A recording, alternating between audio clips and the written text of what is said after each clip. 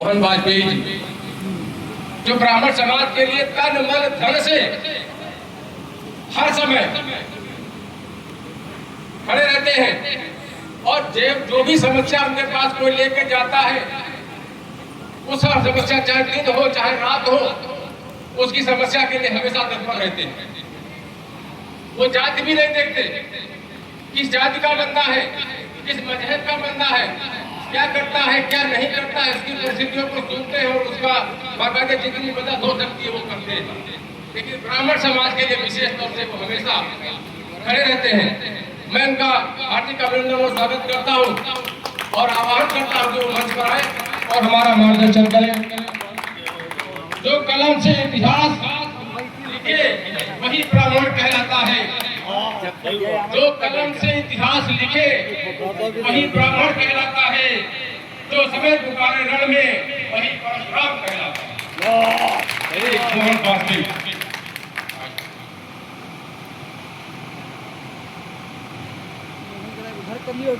बहुत बहुत आभार दादा का। मंच पे हमारे जो विभूतियां बैठी हैं वो हमारे समाज का गौरव है। ये अभी जिनको लगता है आज से 20-25 साल बाद आप याद करना, जब समाज के लिए कोई नहीं खड़ा हुआ तब इनके मिश्रा भाई साहब खड़े होते हैं, लोगों की मदद करते हैं। ये धर्मशाला का निर्माण हुआ, हम लोग छोटे छोटे थे, राघवराम दादा हमारे घर आते थे। हमारे पिताजी आज इस दुनिया में नहीं है, मैंने तब से देखा है। आज ये धर्मशाला और ये सब निर्माण बुजुर्गों के आशीर्वाद और इन सब के प्रयास से। वासुदेव चाचा बैठे हैं, ये आपको इस उम्र में वो ऊंचा है जो नौजवानों को शिक्षा लेनी चाहिए कि समाज के लिए इनके मन में कितनी पीड़ा है, इनको क्या मतलब है। इस उम्र में सब कुछ है, पोते कमा रहे हैं, लड़के कमा रहे हैं, पूरा परिवार संपन्न है, घर में बैठ के राम राम करें।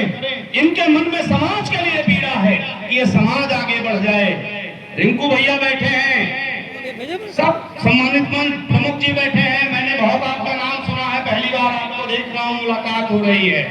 और जितने लोग सामने बैठे हैं जो हमसे बड़े हैं, उनके चरणों में बंधन प्रणाम करता हूँ, छोटों को आशीर्वाद देता हूँ। कितना सौभाग्य है। अभी दादा ने कहा राजनीति पे कोई टिप्पणी मत करना, मैं कोई टिप्पणी नहीं करूंगा।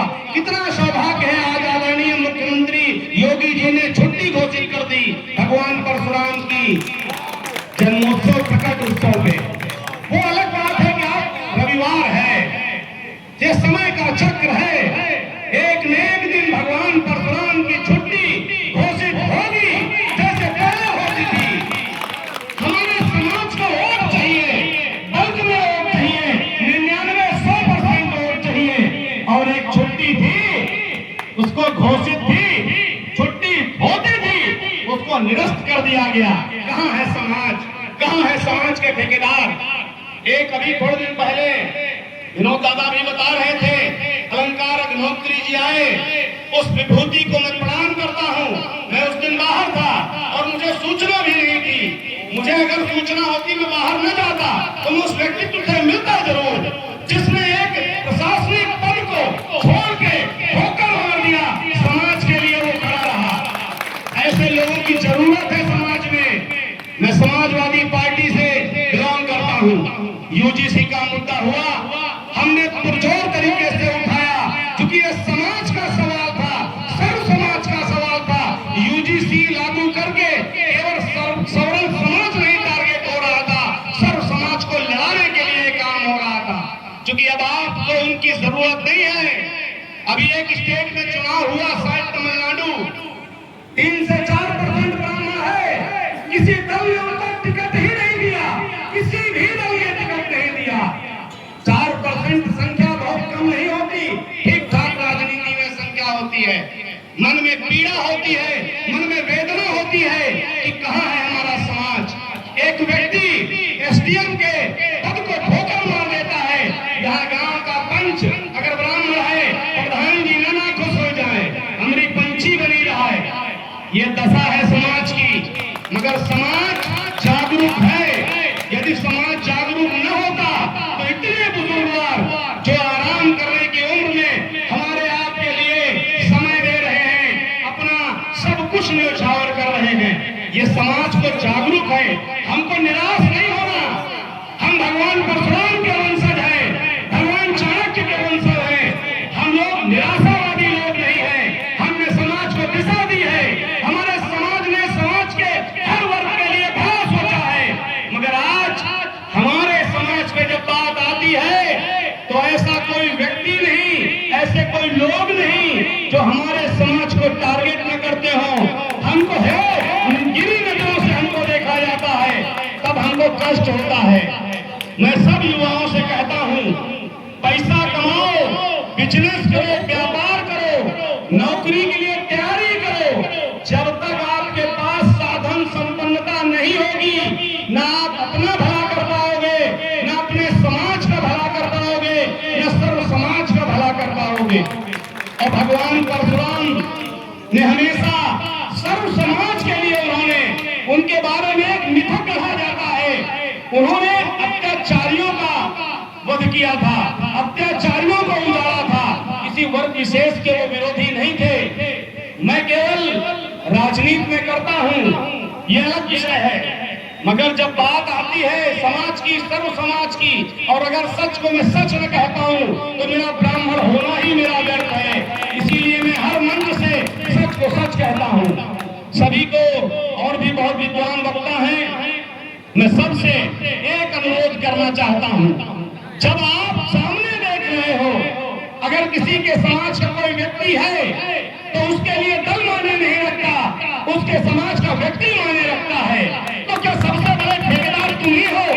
तुम्ही को ठेका मिला है पूरी दुनिया का, तुम्ही को सब कुछ मिला है कि तुम्हारे लिए दल और पार्टी ही सबसे बड़ी चीज है। और मैं कहता हूं, ये महासभा ऐतिहासिक महासभा है। आने वाला इतिहास इसको याद करेगा, नौजवान याद करेंगे। क्योंकि मैं प्रैक्टिकल इस बात का मैं जानता हूं कि मुझे जब जरूरत पड़ी तो पूरी महासभा, पूरा समाज और इनके भाई साहब सब लोग मेरे साथ तन मन धन से खड़े हुए। और अभी दादा कह रहे थे कि धर्मशाला, अरे हम आपको क्या मार्गदर्शन देंगे? आप हमारे बड़े हो, आपका आशीर्वाद है, आपकी प्रेरणा है। मैंने बचपन से राघव जी को घर घर जाते देखा है। तो भगवान ने मुझे इस लायक बनाया और मेरे पिताजी के नाम से मैंने ये, अगर धर्मशाला में जो आगे बरामदा बना है, मैंने आज तक एक पत्थर उस पर नहीं लगवाया, क्योंकि एक पत्थर से मुझे कष्ट था और वो मैं मंच से कह नहीं सकता हूँ। मैंने 10-12 लाख रुपया मेरे भोलेनाथ माता रानी ने लगवा दिए। मैंने अपने पिताजी के नाम का भी पत्थर नहीं लगवाया, क्योंकि ये समाज का धर्मशाला है, समाज का काम इसमें होता है। मैं इस मंच से बस एक बात, अपनी आखिरी विनती और अर्जी है इस महासभा को, और उसके बाद अपनी बात को मैं खत्म करता हूँ।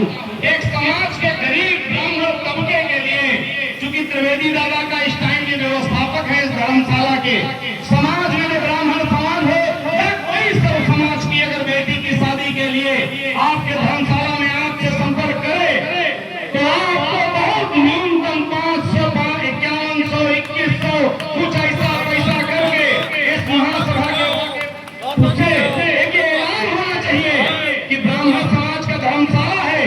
मगर हम लोग सर्व समाज को, जो आर्थिक रूप से कमजोर बेटी की शादी करना चाहता है, अगर उसे कहीं न जगह मिले तो ये महासभा और ये ब्राह्मण धर्मशाला उस बेटी की शादी के लिए तत्पर रहेगी।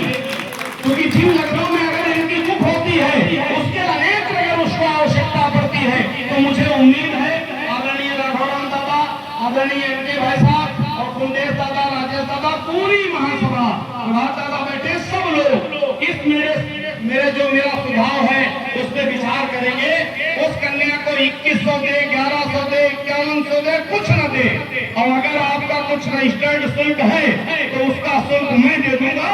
अगर उस आर्थिक रूप से गरीब ब्राह्मण की कन्या या कोई भी कन्या अगर आपके धर्मशाला में आश्रय मांगने के लिए, शादी के लिए आता है, आप उसे कृपया दें। बहुत बहुत धन्यवाद। दोनों हाथ उठा करके बहुत जोर से जयकारा लगाइए। भगवान परशुराम जी, हर हर महादेव। धन्यवाद। जय परशुराम भगवान की जय। हमारे